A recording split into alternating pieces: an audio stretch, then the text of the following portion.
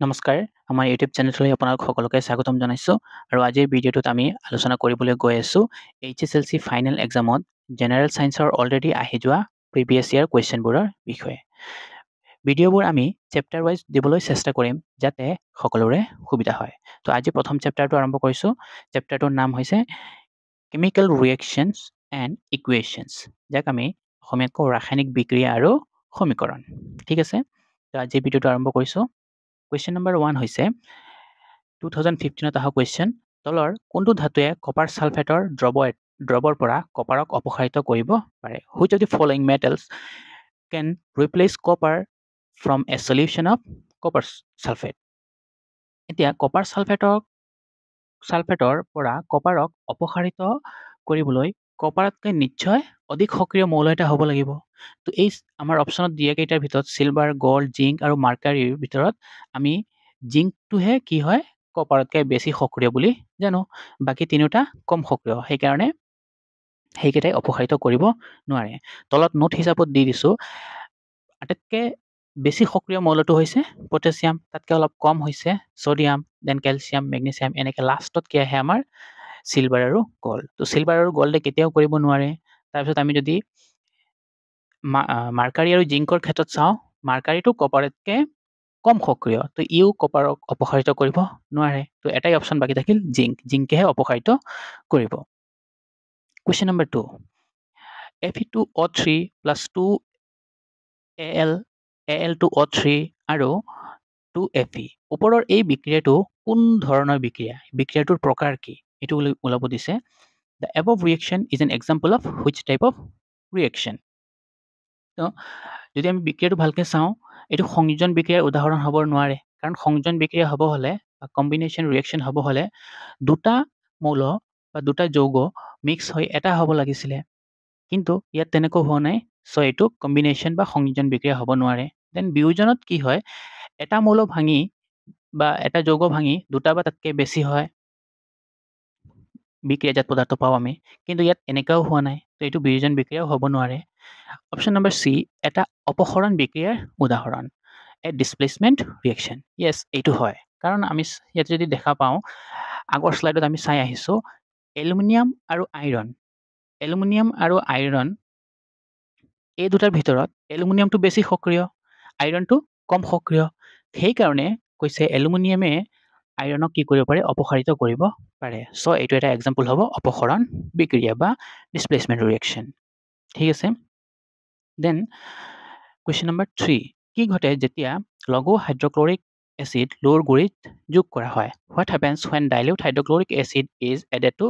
iron fillings hydrochloric acid হৈছে এটা acid আৰু আইৰণ ফিলিংছটো হৈছে এটা ধাতু আমি জানো যদি এটা ধাতুৱে এচিডৰ লগত বিক্ৰিয়া কৰে তেতিয়া সেই ধাতুৰ লৱণ আৰু লগতে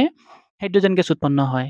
তো অপশ্যন এত আছে আমাৰ হাইড্ৰজেন গেছ আৰু আইৰণ ক্লৰাইড সেইটোৱেই হ'ব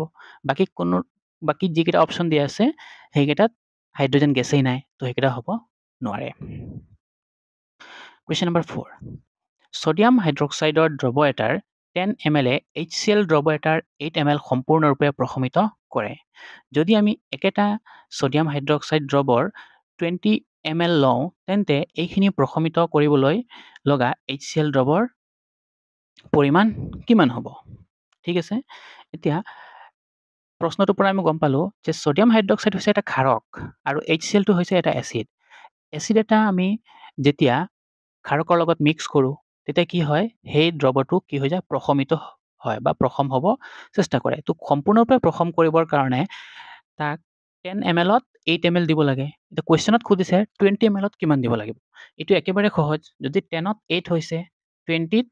মানে 10ক ডাবল কৰি দিলে 20 হয় ঠিক তেনেদৰে 8ক ডাবল কৰি দিলে কিমান হ'ব 16 তো 16 mlৰ দৰকাৰ হ'ব অপশ্যন হ'ব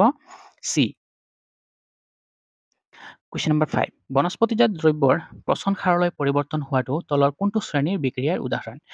ডিকম্পজিশ্যন of vegetable matters into compost is an example of which of the following class of reaction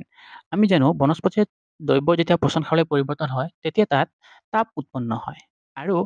যিটো বিক্ৰিয়াত তাপ উৎপন্ন হয় হিট প্ৰডিউচ হোৱা বিক্ৰিয়াটোকে আমি কি বুলি কওঁ তাপবৰ্জী বিক্ৰিয়া মানে এক্সোথাৰ্মিক ৰিয়েকশ্যন তো option B is the correct answer question number 6 barium ক্লৰাইডৰ জলীয় দ্ৰৱ আৰু ছডিয়াম ছালফেটৰ জলীয় দ্ৰৱ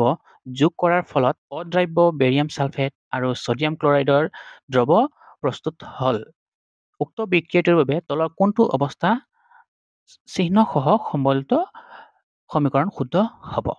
ঠিক আছে এই বিক্ৰিয়াটো কৈছে প্ৰথম বেৰিয়াম ক্লৰাইডৰ জুলীয়া দ্ৰৱ মানে একুৱাছ সলিউশ্যন অফ বেৰিয়াম ক্লৰাইড এতিয়া একুৱাছ হ'ব হ'লে একিউ থাকিব লাগিব তো একিউ থকা অপশ্যন এ আছে BaCl barium chloride option C আছে একিউ আৰু BaCl টু ডি অপশ্যনত আছে একিউ এই তিনিটাৰ পৰা এটা হ'ব পাৰে কিন্তু প্ৰথমটোত আমি যদি চাওঁ BaCl হে দিয়া আছে এইটো শুদ্ধ নহয় বেৰিয়াম ক্লৰাইডৰ শুদ্ধ কেমিকেল ফৰ্মুলাটো হৈছে BaCl2 তো এটো হ'বই নোৱাৰে অপশ্যন থাকিল চি আৰু ডি চি আৰু ডিৰ পৰা এটা হ'ব এতিয়া আমি নেক্সটলৈ যাওঁ আকৌ কৈছে ছডিয়াম ছালফেটৰ জলীয় দ্ৰৱ মানে একুৱাছ সলিউশ্যন অফ ছডিয়াম ছালফেট সেইটো কি হ'ব লাগিব ছডিয়াম ছালফেট একুৱাছ হ'ব লাগিব তো অপশ্যন ডিতহে আমি দেখা পাইছোঁ একিউ আছে কিন্তু অপশ্যন চিত একিউ নাই ছডিয়াম ছালফেটৰ লগত তাত আছে সলিড তো এইটো হ'ব নোৱাৰে অপশ্যন চি তো এটাই অপশ্যন থাকি গ'ল অনলি ডি তো আমি ৰাইট ছাইড বা যিকেইটা বিক্ৰিয়াজাত প্ৰডাক্টকেইটা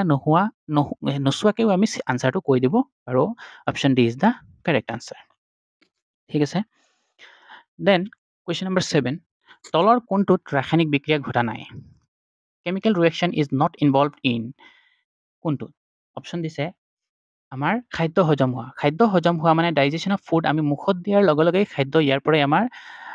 ৰাসায়নিক বিক্ৰিয়াটো আৰম্ভ হৈ যায় দেন শ্বসন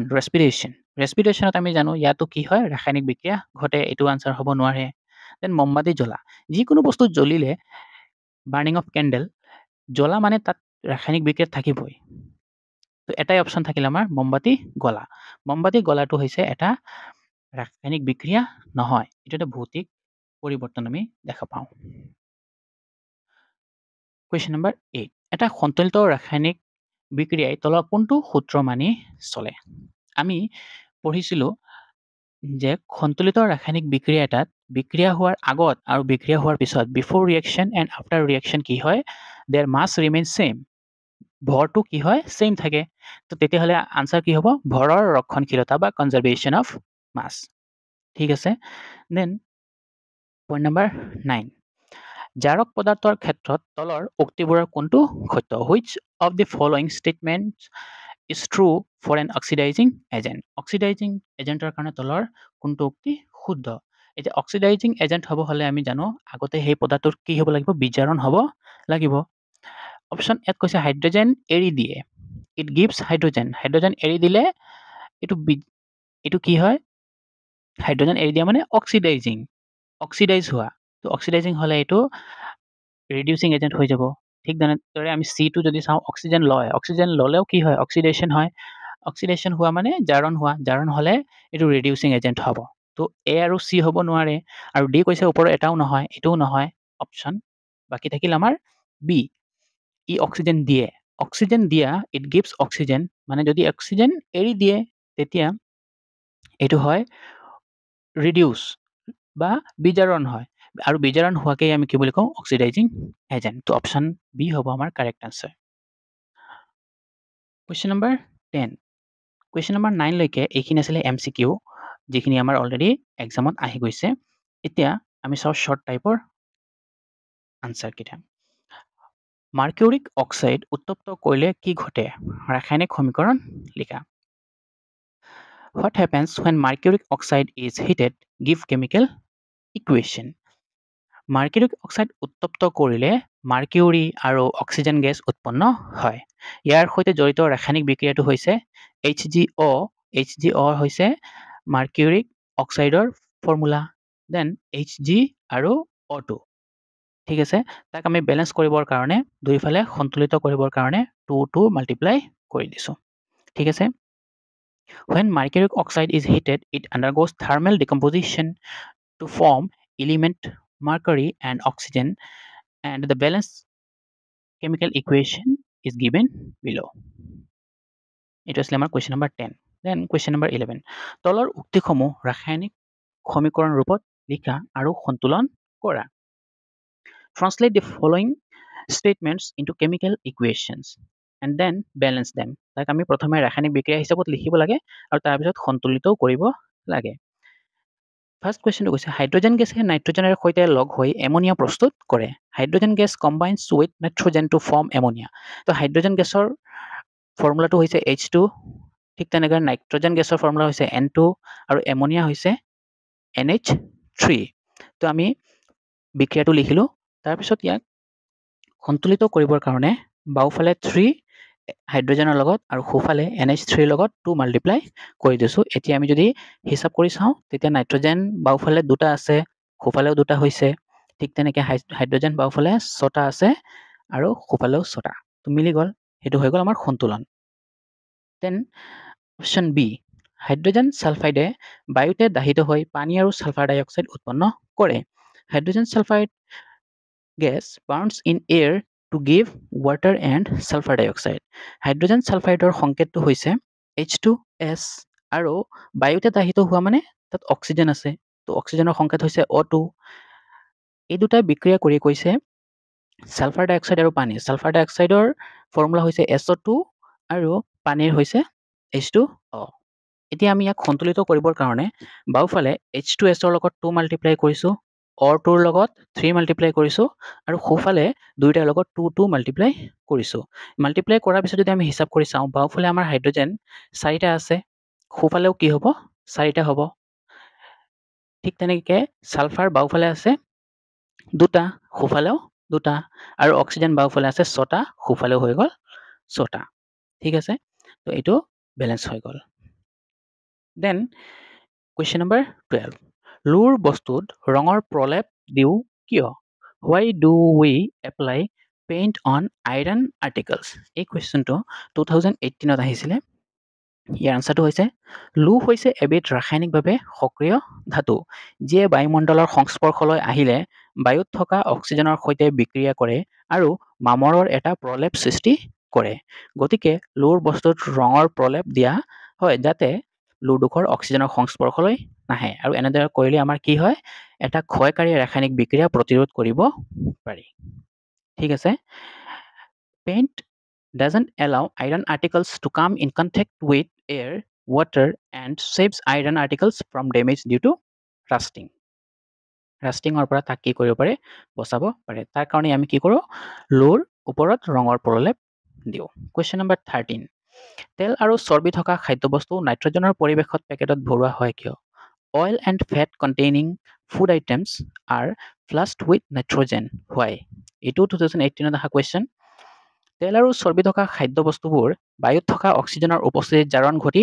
দুৰ্গন্ধ হয়। নাইট্ৰজেন এবিধ প্ৰতিজাৰক পদাৰ্থ, সেয়েহে তেল বা চৰ্বিযুক্ত খাদ্যবস্তুবোৰ নাইট্ৰজেনৰ উপস্থিতিত পেকেটত ভৰালে খাদ্যবস্তুখিনি কি নহয় জাৰিত নহয় আৰু ফলত আমি বহু দিনলৈ তাক ভালে ৰাখিব পাৰোঁ।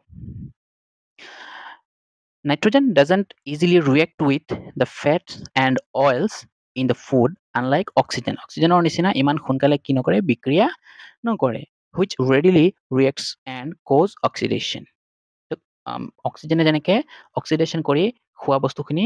বা চিপছৰ আমাৰ পেকেটবোৰ কি হয় বেয়া কৰি পেলায়, কিন্তু নাইট্ৰজেনে এইটো কৰাৰ পৰা বিৰত থাকে বা তাক বচাই ৰাখে। এইটো আছিলে আমাৰ question number 13। Then question number 14, এইটো একেবাৰে সহজ কুৱেশ্যন। দ্বি অপসৰণ বিক্ৰিয়াৰ এটা উদাহৰণ দিয়া। Give an example of double displacement reaction. HSLC 2019ত অহা কুৱেশ্যন। বেৰিয়াম ক্লৰাইড আৰু ছডিয়াম ছালফেটে যেতিয়া বিক্ৰিয়া কৰে তেতিয়া আমি জানো ইয়াতে কি হয় বেৰিয়াম ছালফেট আৰু ছডিয়াম ক্লৰাইড উৎপন্ন হয়। এতিয়া এইটো কেনেকৈ দ্বি অপসৰণ বিক্ৰিয়া হ'ল? এতিয়া আমি যদি চাওঁ বিক্ৰিয়া হোৱাৰ আগতে বেৰিয়ামটো ক্লৰিনৰ লগত আছিলে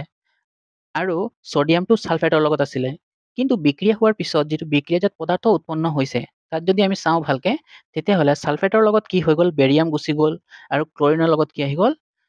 ছডিয়াম আহি গ'ল। তো অপসৰণ হৈছে, তাকো দুবাৰ অপসৰণ হৈছে, এবাৰ বেৰিয়ামৰ অপসৰণ হৈছে, এবাৰ ছডিয়ামৰ অপসৰণ হৈছে। সেইকাৰণে এইটো এটা কি বিক্ৰিয়াৰ উদাহৰণ? দ্বি অপসৰণ বিক্ৰিয়াৰ উদাহৰণ বা double displacement reaction. Question number 15, calcium অক্সাইডে পানীৰে সৈতে তীব্ৰভাৱে বিক্ৰিয়া কৰি শিথিলিত চূণ বা কেলছিয়াম হাইড্ৰক্সাইড উৎপন্ন কৰে। এই বিক্ৰিয়াটোৰ ৰাসায়নিক সমীকৰণটো লিখা আৰু বিক্ৰিয়াটোৰ প্ৰকাৰ উল্লেখ কৰা। Calcium oxide reacts vigorously with water to produce slag lime, that is calcium hydroxide, and write the chemical equation of this reaction and mention the type of this chemical reaction. ইয়াৰ আনসাৰটো হৈছে ক্যালসিয়াম অক্সাইড মানে ইয়াৰ সংকেতটো হ'ব CaO আৰু পানীৰ সৈতে কৈছে বিক্ৰিয়া কৰিছে তো পানীৰ সংকেতটো হৈছে H2O এই দুটাই মিলি ওলাইছে কৈছে ক্যালসিয়াম হাইড্ৰক্সাইড ইয়াৰ সংকেত হৈছে CaOH2 তো ইয়াৰ পৰা আমি দেখিলো যে এই বিক্ৰিয়াটোত দুটা বস্তু একেলগ হৈছে calcium hydroxide and water mix হৈ এটা বস্তুহে ওলাইছে এটা বিক্ৰিয়াজাত পদাৰ্থ ওলাইছে ক্যালসিয়াম হাইড্ৰক্সাইড দুটা মিলি এটা হোৱাকে আমি কওঁ সংযোজন বিক্ৰিয়া So this type of reaction is known as combination reaction. Then question number 16. তলৰ বিক্ৰিয়াটোত জাৰিত আৰু বিজাৰিত হোৱা পদাৰ্থসমূহ চিনাক্ত কৰা Identify the substance that is oxidized and the substance that is reduced in the following reaction. বিক্ৰিয়াটো দিছে কপাৰ অক্সাইডে হাইড্ৰজেন গেছৰ সৈতে copper অক্সাইডে যেতিয়া hydrogen গেছৰ সৈতে বিক্ৰিয়া কৰে তেতিয়া কৈছে কপাৰ আৰু পানী সৃষ্টি হয় বা ওয়াটাৰ এতিয়া ইয়াতে আমি গম পালো যে কপাৰ অক্সাইড যদি চাও যেটো বিক্ৰিয়া হোৱাৰ আগত আছিল মানে কপাৰৰ লগত অক্সিজেন আছিল আৰু বিক্ৰিয়া হোৱাৰ পিছত কপাৰৰ পৰা অক্সিজেন আতৰি গল তো আতৰি যোৱা মানে বিজাৰণ হোৱা সেই কাৰণে বিজাৰিত পদাৰ্থটো হৈছে কপাৰ অক্সাইড আৰু বিক্ৰিয়া হোৱাৰ আগত হাইড্ৰজেন অকলে হাইড্ৰজেন আছিল কিন্তু বিক্ৰিয়া হোৱাৰ পিছত হাইড্ৰজেনৰ লগত অক্সিজেন আহি যোগ হল অক্সিজেন এড হোৱাকে আমি কওঁ জাৰিত হোৱা বা অক্সিডাইজড হোৱা সেই কাৰণে অক্সিডাইজড কোনটো কম আমি H2 আৰু ৰিডিউসড কম কপাৰ অক্সাইডক এতিয়া এইখিনিতে এটা মন কৰিবলগীয়া কথা যে এই কোৱেশ্চনটো যে এই বছৰ এইটোৱে দিব এনেকুৱা কথা নাই এই কোৱেশ্চনটো সেম ৰাখি তাতে অকমান আমাক চেঞ্জ কৰি দিব পাৰে যে ইয়াতে বিজাৰক পদাৰ্থ কোনটো বা জাৰক পদাৰ্থ কোনটো হেতু আইডেন্টিফাই কৰিব লাগে মানে ৰিডিউসিং এজেন্ট এন্ড অক্সিডাইজিং এজেন্ট এতে যেটো বস্তু জাৰিত হয় তাক আমি কও বিজাৰক পদাৰ্থ আৰু যেটো বস্তু বিজাৰিত হয় তাক কও আমি জাৰক পদাৰ্থ এই কোৱেশ্চনটোত আমাৰ যদি খুদে এতিয়া ৰিডিউসিং এজেন্ট কোনটো হ'ব ৰিডিউসিং এজেন্ট যেটো অক্সিডাইজ হৈছে হেতু হ'ব ৰিডিউসিং এজেন্ট অৰ্থাৎ H2 টো হ'ব আমাৰ ওপৰটো H2 হ'ব ৰিডিউসিং এজেন্ট আৰু তলৰটো যেটো ৰিডিউস হৈছে মানে কপাৰ অক্সাইড হেতু হ'ব আমাৰ অক্সিডাইজিং এজেন্ট ঠিক আছে এই নোটটো মনত ৰাখিব দেন কোৱেশ্চন নম্বৰ 17 তলৰ বিক্ৰিয়াটোৰ বিক্ৰিয়াজাত পদাৰ্থ X হল এটা বিক্ৰিয়া দিয়া আছে ইয়াতে X এটা মাজতে থৈ দিছে সেই X টো কি হ'ব The product X of the following reaction is reaction to কৈছে Fe মানে আইৰণে H2O পানীৰ লগত যেতিয়া বিক্ৰিয়া কৰে তেতিয়া হাইড্ৰজেন গেছ আৰু X এতিয়া সেই X টো কি X টো হল Fe3O4 Fe3O4 এতিয়া এই Fe3O4 এটা নাম আছে হেতু হৈছে ম্যাগনেটাইট ঠিক আছে তো আমাৰ আনসাৰটো হ'ব ম্যাগনেটাইট বা Fe3O4 কোৱেশ্চন নম্বৰ 8 একটু একেবাৰে সহজ সত্য নে অসত্য নিৰ্ণয় কৰিব লাগে অধক্ষেপণ বিক্ৰিয়াত অদ্ৰাব্য লৱণ উৎপন্ন হয় আমি অলপ আগতে এটা দ্বি অপসৰণ বিক্ৰিয়াৰ উদাহৰণ চাই আহিছিলো তাতে এটা অদ্ৰাব্য পদাৰ্থ উৎপন্ন হৈছিল এতিয়া সেই অদ্ৰাব্য পদাৰ্থটো অধক্ষেপণ বিক্ৰিয়াত উৎপন্ন হয় ঠিক আছে তো এইটো কি হ'ব ট্ৰু হ'ব সত্য precipitation reaction produce insoluble salts যেটো নেকি পানীৰ লগত মিহলি না যায় ঠিক আছে এটো সত্য দেন question number 19 পুৰা চূণ আৰু শীতলতা চূণৰ সংকেত লিখা write the formulae of quicklime and slackline পুৰা চূণৰ সংকেতটো হৈছে ক্যালসিয়াম অক্সাইড CaO আৰু শীতলিত চূণৰ সংকেতটো হৈছে ক্যালসিয়াম হাইড্ৰক্সাইড অৰ্থাৎ CaOH2 ঠিক আছে তো কুইকলাইম আৰু স্লেকলাইমৰ বিষয়ে আমি গম পালো দেন question number 20 থাৰ্মিট বিক্ৰিয়াটো লিখা write the thermit reaction thermit বিক্ৰিয়াটো আমি আজি তো প্ৰথমে আলোচনা কৰিছিলো এই বিক্ৰিয়াটোৰ কথাই কৈছিলো বিক্ৰিয়াটো বহুত ইম্পৰ্টেন্ট কিবা নহয় কিবা প্ৰকাৰে ইকুৱেশনটো আহে বহুত বছৰ আহিছে ঠিক আছে এই কোৱেশ্চনটো আমি চেপ্টাৰ 3 ত গৈ আকৌ আলোচনা কৰিম ইয়াতে কৈছে থাৰ্মিট বিক্ৰিয়াটো এলুমিনিয়ামে যেতিয়া Fe2O3 ৰ লগত বিক্ৰিয়া কৰে তেতিয়া এলুমিনিয়াম অক্সাইড আৰু আইৰণ উৎপন্ন হয় আৰু লগতে তাপ উৎপন্ন হয়। এই বিক্ৰিয়াটোত তাপ ইমানেই বেছি উৎপন্ন হয় যে যিটো ধাতু উৎপন্ন হৈছে, আমাৰ মেটেল যিটো উৎপন্ন হয় আইৰণ, সেইটো গলিত অৱস্থাতহে আমি পাওঁ। আৰু এই বিক্ৰিয়াটো আমাৰ ৰেল লাইনৰ যোৰা দিওঁতে ব্যৱহাৰ কৰে। ঠিক আছে, এই বিক্ৰিয়াটো আমি চেপ্টাৰ নম্বৰ 3 আকৌ আলোচনা কৰিম। ঠিক আছে, তো এইখিনি আছিলে আজি আমাৰ ভিডিঅ'টোত আলোচনা কৰিবলগীয়া বিষয়বস্তু। এতিয়া আমি লং আনচাৰ টাইপৰ কুৱেশ্যনখিনি পাৰ্ট 2ত লৈ আহিম। ঠিক আছে, তো আজিৰ ভিডিঅ'টো ইয়াতেই সামৰিছোঁ। Thank U.